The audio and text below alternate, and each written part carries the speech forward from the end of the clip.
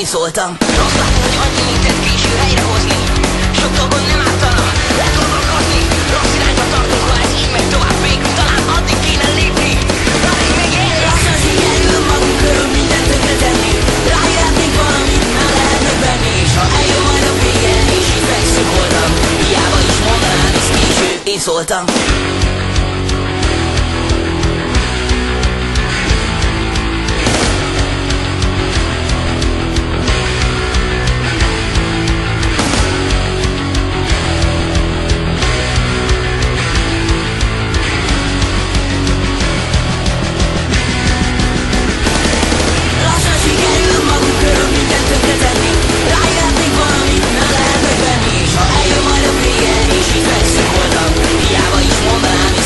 Én szóltam.